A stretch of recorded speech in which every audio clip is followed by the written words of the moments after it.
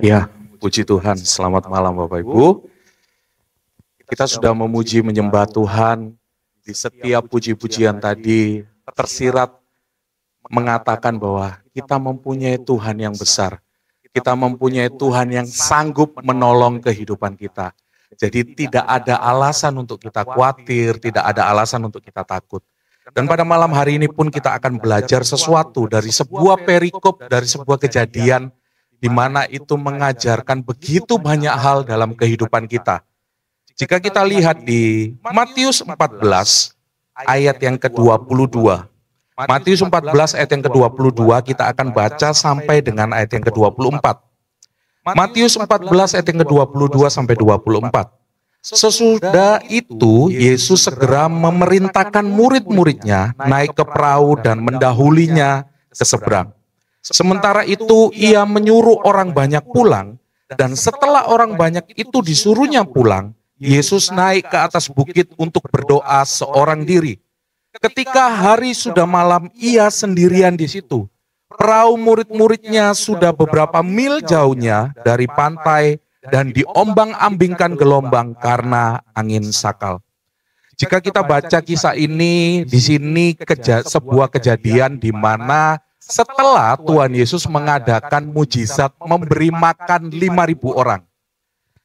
Dan di saat 5.000 orang itu dipenuhi oleh makanan jasmani, mereka dikenyangkan oleh makanan jasmani, orang-orang tersebut disuruh pulang oleh Tuhan, dan Tuhan menyuruh murid-murid untuk mendahului dia ke seberang daripada Danau Galilea. Pertanyaannya, Yesus saat itu memang 100% manusia, tetapi dia juga 100% Allah. Kira-kira Tuhan itu tahu enggak kalau akan ada badai? Seperti yang di ayat yang ke-24 katakan.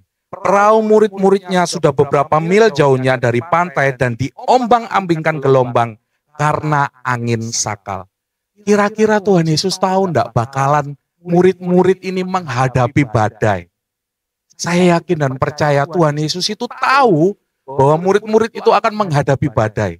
Tetapi kenapa Tuhan Yesus justru menyuruh murid-muridnya untuk bertolak ke seberang, naik perahu? Bukannya berjalan mengelilingi danau tersebut di tepian danau, tetapi Tuhan Yesus sengaja menyuruh murid-muridnya naik perahu, jalan duluan ke seberang. Kenapa demikian? Kalau kita lihat di Markus 6 ayat yang ke-52, di sini dikatakan, sebab sesudah peristiwa roti itu mereka belum juga mengerti dan hati mereka tetap degil. Apa yang belum dimengerti oleh murid-murid? Dari peristiwa mujizat 5 roti 2 ikan, dari peristiwa mujizat Tuhan memberi makan 5.000 orang. Apa yang belum dimengerti oleh murid-murid? Jika kita mundur di Yohanes 6 ayat yang ke-11. Yohanes 6 ayat yang ke-11. Lalu Yesus mengambil roti itu, mengucap syukur dan membagi-bagikannya kepada mereka yang duduk di situ. Demikian juga dibuatnya dengan ikan-ikan itu sebanyak yang mereka kehendaki. Ini yang belum betul-betul disadari, belum betul-betul dimengerti oleh murid-murid, yaitu tatkala ada masalah datang, Tuhan memberikan contoh, mengucap syukur. Kenapa saya katakan demikian? Jika kita mundur di kisah 5 roti 2 ikan, di situ begitu banyak masalah yang sedang terjadi. Mereka berusaha untuk memberi makan sekian banyak orang, 5.000 orang laki-laki, belum termasuk perempuan dan anak-anak. Begitu banyak mereka memikirkan cara bagaimana caranya memberi makan sekian banyak orang. Tetapi mereka tidak menemukan cara. Uang tidak mereka punyai, roti harus seberapa banyak yang mereka beli, sekian waktu harus menghabiskan, berapa lama mereka harus mengangkat atau membeli roti, baru memberi makan kepada setiap orang-orang tersebut. Begitu banyak hal-hal yang akhirnya membuat mereka menyerah, akhirnya membuat mereka, waduh, tidak ada jalan keluarnya. Tetapi jika kita lihat, tatkala mereka punya 5 roti dan 2 ikan, Tuhan Yesus memakai hal tersebut dan mengucap syukur, lalu mujizat terjadi. Disinilah Tuhan mau mengajari setiap murid-murid yang ada. Kenapa Tuhan Yesus menyuruh murid-murid itu naik perahu dan menghadapi badai? Karena Tuhan mau mengajari bahwa tatkala mereka menghadapi masalah, mereka nggak perlu takut dan khawatir. Mereka cukup mengucap syukur. Apa yang mereka punyai saat itu bisa dipakai oleh Tuhan untuk mengadakan mujizat. Saat itu mereka mempunyai 5 roti dan 2 ikan. Tuhan mengucap syukur, mereka mengucap syukur dan terjadi mujizat. Begitupun juga andai kata saat itu murid-murid mengucap syukur, mereka tidak menjadi takut akan badai tersebut. Mereka mempunyai perahu dan dayung. Pasti Tuhan sanggup mengadakan mujizat untuk melewati badai tersebut. Begitupun juga kehidupan kita setiap orang percaya. Tatkala kita menghadapi masalah, seringkali kita lupa apa yang Tuhan sudah taruh dalam kehidupan kita. Meskipun kelihatannya kecil. Tetapi Tuhan sanggup memakai apa yang ada di hidup kita untuk menjadi sarana mujizat Tuhan terjadi. Apa yang kita punya? Mungkin kita sedang menghadapi sakit penyakit. Mungkin kita sedang menghadapi masalah. Kita sudah berusaha sekian banyak, kita sudah mencoba mencari jalan keluar, tetapi kita tidak menemukan jalan keluar. Lalu apa yang kita punya? Kita masih punya lutut. Kita masih punya tangan untuk melipat tangan dan berdoa dan berseru kepada Tuhan. Kita masih punya mulut untuk memuji nama Tuhan. Kita masih punya suara untuk bersyukur kepada Tuhan. Dan Tuhan bisa pakai hal itu, Tuhan pakai hal yang kecil atau sepele, bahkan tidak kita sadari, Tuhan bisa pakai hal tersebut untuk mengadakan mujizat di hidup kita. Itulah yang Tuhan mau ajarkan dalam kehidupan murid-murid saat itu. Karena mereka belum cukup mengerti. Ketika mereka melihat sendiri mujizat 5 roti 2 ikan, mereka belum cukup mengerti. Sehingga Tuhan mengajarkan kepada mereka kembali. Dan berbicara tentang ucapan syukur, kenapa sih Tuhan itu menghendaki bahwa setiap murid-murid itu harus bisa mengucap syukur tatkala mereka sedang menghadapi masalah sekalipun. Seperti di 1 Tesalonika 5 yang ke-18. Mengucap syukurlah dalam segala hal, sebab itulah yang dikehendaki Allah di dalam Kristus bagi kamu. Kenapa Tuhan menghendaki setiap orang percaya atau murid-murid saat itu untuk senantiasa mengucap syukur dalam segala hal. Bukan hanya di saat diberkati, bukan hanya sekedar ketika melihat mujizat 5 roti 2 ikan, tetapi tatkala dalam masalah sekalipun, Tuhan menghendaki mengucap syukur. Kenapa? Karena itu bisa memberikan dampak positif bagi orang di sekitar situ. Di sekitar murid-murid begitu banyak orang-orang yang mau belajar akan firman Tuhan. Di sekitar murid-murid saat itu, di sekitar Yesus, begitu banyak orang-orang yang haus dan lapar akan firman Tuhan. Dan tidak menutup kemungkinan, bahkan murid-murid sendiri harus mengalami sebuah masalah. Tetapi Tuhan menghendaki, ketika mereka menghadapi masalah, mereka harus bisa mengucap syukur. Kenapa? Karena itu memberikan dampak positif bagi orang di sekitar mereka. Begitupun juga kehidupan kita. Tatkala kita menjadi sesuatu, tatkala kita menjadi seseorang yang berbeda, kita bisa mengucap syukur tatkala kita menghadapi sebuah masalah. Di situ kita akan menjadi berkat bagi orang lain. Di situ kita akan menjadi dampak positif bagi orang lain. Dan mereka akan terheran-heran loh, kenapa ya? Orang Kristen itu ketika menghadapi masalah bukannya bersedih, bukannya mengeluh, bukannya bersungut-sungut, tetapi mereka justru bersuka cita, tetapi mereka justru mengucap syukur. Kenapa? Itu yang akan orang lain lihat dari kehidupan kita, tatkala kita bisa bersyukur. Lalu bagaimana caranya? Agar kita bisa mengucap syukur dalam segala hal. Kuncinya di ayat yang ke-17 dari 1 Tesalonika 5. Yaitu tetaplah berdoa. 2 kata, ayat yang cukup simpel tetapi mengandung sesuatu hal yang harus ditaati oleh setiap orang percaya, yaitu tetaplah berdoa. Ketika penuh berkat, gampang kita mengucap syukur. Ketika kita penuh berkat, gampang kita untuk berdoa. Tetapi bagaimana jika sebaliknya? Akan menjadi susahkah kita mengucap syukur? Akan menjadi susahkah kita berdoa kepada Tuhan? Tetaplah berdoa di sini bukan sekedar berdoa seperti kita sedang laporan kepada Tuhan. Contohnya mungkin doa makan, doa mau berangkat kerja, dan lain sebagainya. Bukan berarti itu tidak penting, enggak. Tetapi doa yang di sini adalah menjalin komunikasi dengan Tuhan, menjalin hubungan dengan Tuhan, mempunyai hati yang menyembah. Karena Tuhan menghendaki, seperti di Yohanes, di situ dikatakan bahwa Tuhan itu menghendaki penyembah-penyembah yang benar, menyembah roh dan kebenaran, menyembah dalam roh dan kebenaran. Karena Tuhan menghendaki penyembah-penyembah yang benar. Caranya agar kita bisa senantiasa mengucap syukur adalah kita harus tetap berdoa. Kita harus tetap menjalin hubungan dengan Tuhan. Kita harus tetap menjalin komunikasi dengan Tuhan. Kita harus senantiasa mempunyai hati yang menyembah.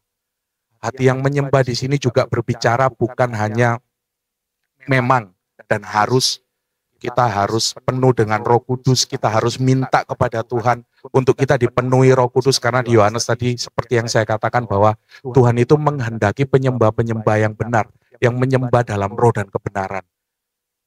Harus kita minta dipenuhi oleh Roh Kudus, tetapi memiliki hati yang menyembah bukan hanya berbicara tentang hal itu saja, tetapi hati yang menyembah juga berbicara tentang keputusan kita.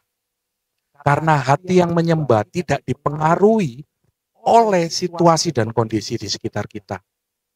Tatkala situasi di sekitar kita tidak enak sekalipun, kita masih bisa menyembah Tuhan.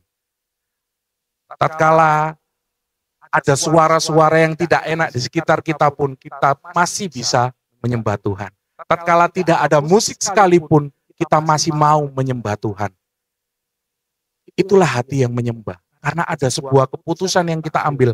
Mau ada musik, mau WL-nya suaranya bagus atau enggak, memang dan harus WL itu bagus suaranya, bisa nyanyi, musiknya bagus. Itu membantu kita untuk lebih nyaman, untuk lebih enak memuji dan menyembah Tuhan. Tetapi hati yang menyembah bukan dipengaruhi oleh itu. Hati yang menyembah adalah sebuah keputusan yang kita ambil bahwa mau situasi dan kondisi apapun yang terjadi di hidup kita, di sekitar kita, di saat itu yang sedang kita alami, saya mau putuskan untuk tetap memuji dan menyembah Tuhan. Itulah hati yang menyembah. Apakah kita sebagai orang percaya mempunyai hati yang menyembah? Tentu kita haus dan lapar akan Roh Kudus. Tetapi apakah kita mau mengambil keputusan untuk mempunyai hati yang menyembah? Itulah kuncinya agar kita tetap bisa mengucap syukur. Agar kita tetap bisa senantiasa, bahkan di ayat yang ke-16 dikatakan bersukacitalah senantiasa. Apapun boleh datang dalam kehidupan kita. Masalah apapun boleh terjadi di kehidupan kita. Tetapi satu hal yang bisa kita lakukan, satu hal yang bisa kita taati sesuai apa yang Tuhan mau dalam kehidupan kita, yaitu tetaplah mengucap syukur dan tetaplah bersukacita. Bagaimana caranya? Punyailah hubungan yang dekat dengan Tuhan. Punyailah hati yang menyembah dalam roh dan kebenaran, yang senantiasa kita bisa menyembah meskipun apapun boleh terjadi, meskipun situasi yang tidak enak sekalipun di sekitar kita, kita masih tetap bisa menyembah Tuhan.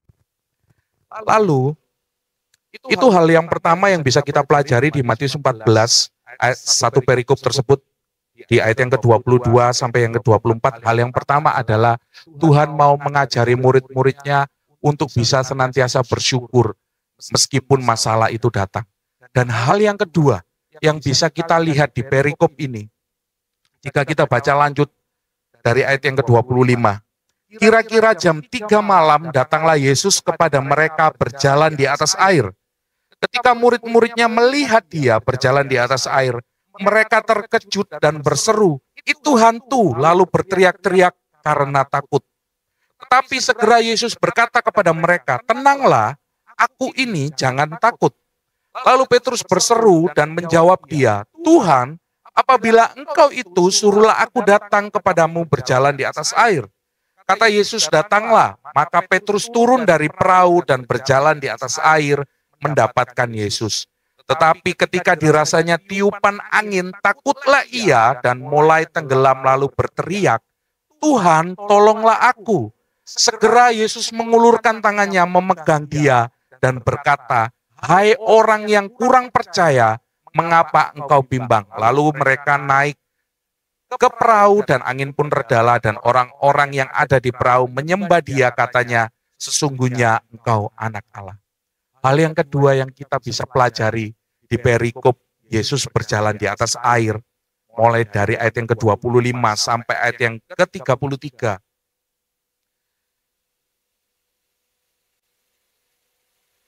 Tatkala Tuhan datang, tatkala Tuhan mengadakan mujizat dia berjalan di atas air, apa yang menjadi respon murid-murid?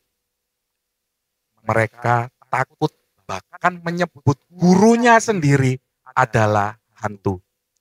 Kenapa bisa demikian? Karena murid-murid terlalu fokus terhadap badai. Mereka lupa untuk mengucap syukur. Mereka lupa Tuhannya atau gurunya sudah mengadakan mujizat 5 roti 2 ikan. Mereka lupa. Karena apa? Karena mereka sedang di tengah badai. Mereka menghadapi badai. Mereka lupa dan mereka ketakutan. Mereka khawatir, mereka cemas. Akhirnya, tatkala Yesus padahal datang dengan mujizat, justru mereka menjadi takut dan tidak mengenali gurunya sendiri. Justru mengatai gurunya, "Itu hantu." Tetapi ada satu orang yang berbeda. Lalu Petrus berseru dan menjawab dia, "Tuhan, apabila engkau itu, suruhlah aku datang kepadamu berjalan di atas air." Ada satu orang yang berbeda mengeluarkan statement yang berbeda daripada murid-murid yang lain. Statement yang dikeluarkan Petrus ini bukan statement yang menguji bahwa kamu itu betul Yesus atau enggak, kamu itu betul guruku atau enggak, atau jangan-jangan kamu itu hantu. Enggak. Statement yang dikeluarkan Petrus ini adalah statement untuk menyadarkan teman-temannya. Karena kenapa? Karena Petrus kenal siapa Yesus. Petrus tahu bahwa dia itu Yesus.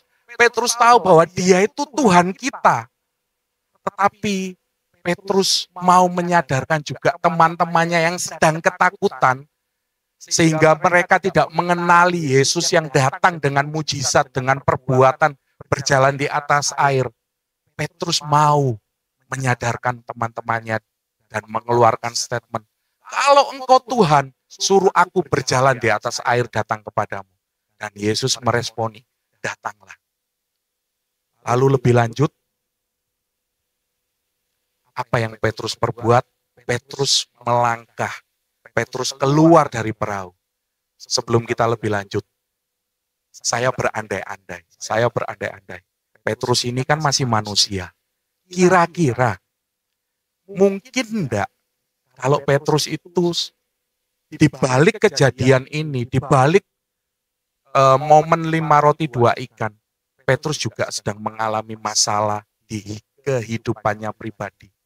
Saya ini mengira-ngira, mungkin enggak, atau bisa enggak terjadi kalau ternyata Petrus itu sedang mengalami sebuah masalah di dirinya sendiri, di saat dia harus mengikuti Yesus, lalu melihat mujizat 5 roti 2 ikan, lalu melihat Yesus, lalu diterpa badai, di tengah-tengah gelombang, di tengah-tengah laut, diterpa badai, lalu melihat Yesus berjalan di atas air. Padahal Petrus sendiri sedang mengalami masalah. Mungkin nggak terjadi? Saya rasa mungkin saja, karena Petrus ini masih manusia biasa. Tetapi, hal yang terjadi di hidupnya, bahkan hal yang terjadi dialami bersama-sama dengan teman-temannya, dengan murid-murid yang lain, itu tidak menggoyahkan iman kepercayaan Petrus. sehingga Petrus bisa melangkah keluar dari perahu dan berjalan di atas imannya. Petrus bukan hanya sekedar berjalan di atas air, tetapi Petrus sedang berjalan di atas masalah, menggunakan iman kepercayaan dia kepada Yesus. Dengan kata lain, cara pandang Petrus berubah. Dia tidak lagi melihat masalah yang begitu besar, maupun seumpama, memang tidak ditulis di Alkitab, seumpama terjadi masalah juga di diri, hidupnya secara pribadi, ataupun yang saat itu sedang dia alami bersama teman-teman yang lain, yaitu badai. Petrus tidak lagi melihat masalah itu begitu besar, tetapi Petrus melihat kepada Yesus. Petrus melihat Yesuslah yang lebih besar daripada masalah. Itulah hal yang kedua yang bisa kita pelajari, yaitu cara pandang yang benar tatkala kita menghadapi masalah. Bukan masalah yang lebih besar, tetapi Yesuslah yang lebih besar di hidup kita. Kita bisa seperti Petrus melangkah di atas masalah kita. Kita bisa seperti kita bisa seperti Petrus melangkah di atas iman. Sehingga masalah itu menjadi lebih kecil. Karena kita injak-injak. Masalah itu menjadi lebih kecil. Karena Petrus memandang kepada Yesus. Petrus fokus kepada Yesus. Petrus memiliki cara pandang yang benar dalam menghadapi masalah. Dia tidak memandang masalah itu besar, tetapi masalah itu menjadi kecil tatkala dia memandang Yesus. Dan jika kita lanjut, di ayat yang ke-30, tatkala Petrus sudah melangkah nih dengan iman, tatkala Petrus sudah memiliki cara pandang yang benar, tiba-tiba dia kembali hilang fokus. Dia kembali melihat masalah dan dia terjun. Dia jatuh ke dalam air. Lalu Petrus berteriak, "Tuhan tolong." Ini juga mengajarkan kepada kita. Tatkala kita menghadapi masalah, mungkin kita sudah taat akan firman Tuhan, kita sudah menjalin hubungan dengan Tuhan, kita berdoa, minta kekuatan, kita mempunyai cara pandang yang benar, kita bisa mengucap syukur. Tetapi karena masalah itu belum hilang-hilang, seperti badai itu belum hilang-hilang, akhirnya kita kembali ragu-ragu lagi, akhirnya kita kembali takut lagi. Gak usah malu, gak usah merasa bersalah yang berlarut-larut sehingga iblis bisa memakai itu untuk mendakwa kita. Cukup kita seperti Petrus, berseru kepada Tuhan, "Tuhan tolong," lalu Tuhan pasti akan menolong. Dan di ayat yang selanjutnya Tuhan berkata, "Hai orang yang kurang percaya, mengapa engkau bimbang?" Kata-kata ini sebenarnya, kalau bagi saya pribadi, kata-kata ini sebetulnya bukan secara kasar menegur Petrus, tetapi ini ibaratnya seperti seorang bapak kepada anaknya. Kalau saya ilustrasikan dengan kata-kata kita sehari-hari seperti ini. "Nak, kenapa kamu takut? Ada papa loh di sini. Gak usah takut." Seperti itulah Tuhan mau berbicara kepada Petrus. "Kenapa engkau bimbang, Petrus? Kenapa engkau kurang percaya? Ada aku di sini." Itu pun juga Tuhan mau katakan kepada setiap kita. Tatkala kita sudah berseru kepada Tuhan, tatkala kita sudah memiliki cara pandang yang benar menghadapi masalah, kita bisa mengucap syukur, kita jatuh lagi, kita minta tolong lagi kepada Tuhan. Tuhan mau berkata, gak usah takut, ini loh ada aku yang selalu memperhatikanmu, ini loh ada aku yang selalu menolong kamu di saat kamu lemah, gak usah takut. Itu yang Tuhan mau ajarkan kepada setiap kita. Seperti halnya Petrus. Tuhan langsung menolong tatkala Petrus meminta tolong. Dan di ayat yang terakhir, tatkala Tuhan bersama dengan murid-muridnya, maka redalah badai, hilanglah masalah. Begitupun juga dalam kehidupan kita. Memang ketika kita berseru, masalah itu belum langsung hilang. Tetapi tetaplah yakin dan percaya. Ketika Tuhan beserta dengan kita, masalah itu pasti hilang. masalah itu pasti lenyap dalam kehidupan kita karena Tuhan itu sanggup menolong hidup kita. Tetapi apa yang menjadi bagian kita? Jadi bagian kita adalah selalu mengucap syukur dan memiliki cara yang pandang yang benar, yaitu kita harus melangkah dengan iman bahwa Tuhan itu sanggup menolong kehidupan kita. Sebelum saya akhiri, sebelum kita mengangkat satu pujian, saya akan tutup dengan sebuah ilustrasi. Kenapa sih doa itu penting? Kenapa sih Tuhan itu mengajarkan bahwa kunci dari segala sesuatunya itu adalah membangun hubungan kepada Tuhan? Saya akan tutup dengan sebuah ilustrasi. Ada seorang prajurit, mungkin Bapak Ibu juga pernah dengar, ada seorang prajurit sedang duduk di luar gedung. Dia sedang duduk termenung dan akhirnya bersedih dan menangis. Lalu datanglah seorang anak kecil bertanya kepada prajurit tersebut, "Kamu kenapa?" Dan prajurit itu menjawab, "Saya mau bertemu dengan presiden, tapi tidak bisa, susah." Terus anak kecil ini menjawab, "Ya memang susah ketemu dengan presiden. Ayo ikut aku." Lalu prajurit ini mengikuti anak kecil ini dan berjalan melewati pos penjagaan, tetapi tidak ada yang menghentikan, tidak ada yang berkomentar, melewati setiap staf keamanan yang ada di situ, tetapi tidak ada satupun yang menghentikan atau berkomentar. Dan tibalah dia di ruangan presiden.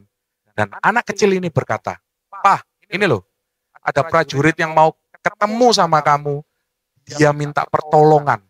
Dia butuh kamu." Itu sama halnya dengan Yesus. Kenapa kita harus menjalin hubungan? Kenapa kita harus senantiasa berdoa? Karena Tuhan mengantar kita di tata kasih karunia-Nya Bapa. Tuhan Yesus mengantar kita untuk ketemu dengan Bapa. Di kitab Injil dikatakan, tidak ada seorang pun yang bisa datang kepada Bapa tanpa melalui aku, yaitu melalui Yesus. Itulah sebabnya pentingnya untuk berdoa dan menjalin hubungan dengan Tuhan. Bahkan di setiap masalah hidup kita harus tetap senantiasa berdoa. Puji Tuhan, kita mau mengangkat satu pujian